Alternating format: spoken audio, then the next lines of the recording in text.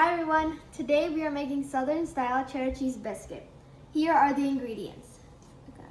First, we have 3 cups of all-purpose flour, half a tablespoon of baking soda, a tablespoon of baking powder, tablespoon of salt, half a cup of cheese, cup of buttermilk, and a cup of butter. So we have already mixed in all the dry ingredients like the baking soda, baking powder, and salt. Now we have to cut in the butter. So now the butter has been cut into piece size. You also want to make sure that the butter is cold. It's important to make sure. And now we're just going to add in the shredded cheese.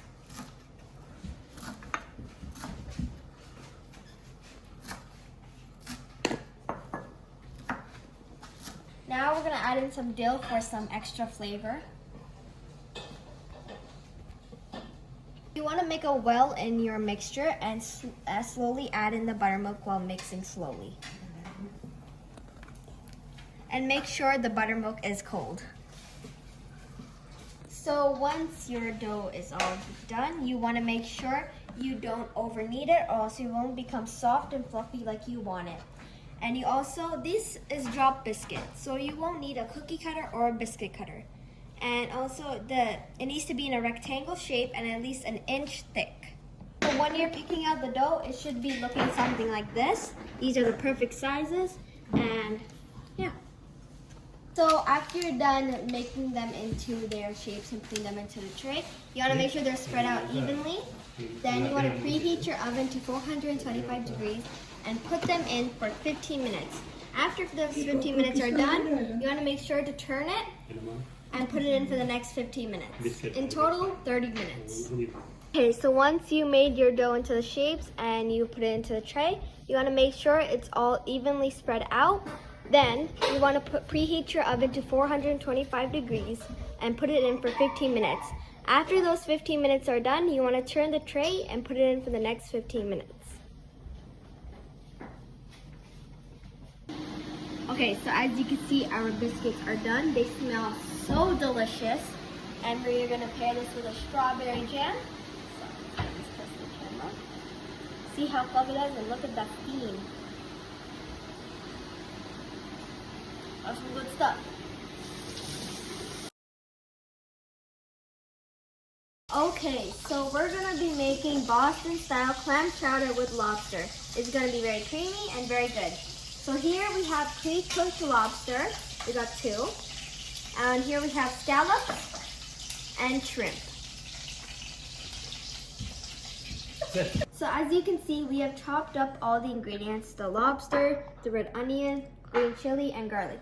It's your choice if you want to add green chili or garlic. We like to add it because it gives the clam chowder a nice kick and a nice big pound of flavor. We also have 1 potato that has been peeled. So now we are going to sear the shrimp and scallop. Here's a quick friendly tip. When you're adding butter to a pan, you don't want to just add butter because then it will burn and stick to the pan. You always want to add some sort of oil. Here we're adding coconut oil, and as you can see at the top it's bubbling. That's when you know it's ready. So now we're going to add in the shrimp. Make sure they're all in there. Make their place. So once you put your shrimps in, after a couple minutes, you'll see that it looks like this. That's how you know it's being close to done. Okay, so here we have seared the scallops and shrimp. We have sealed the flavor in with the butter, and now we're gonna move on to the next step. Right now in our Instant Pot, we have put butter and olive oil.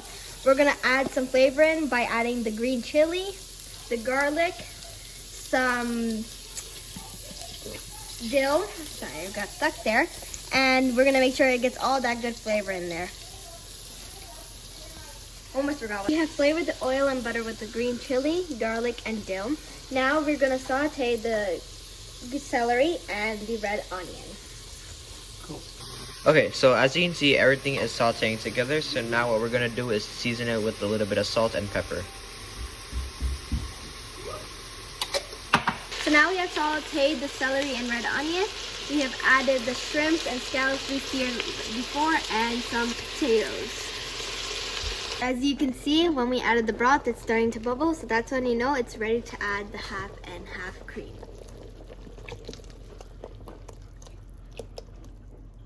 Yummy.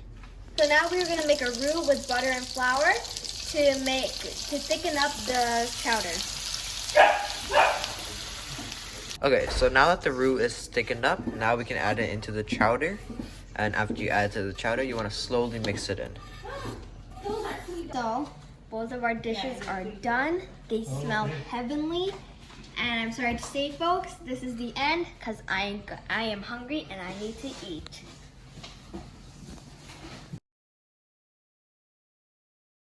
So as you can see, we have added the broth and it's starting to bubble. So that's when you know we have to start adding the half and half.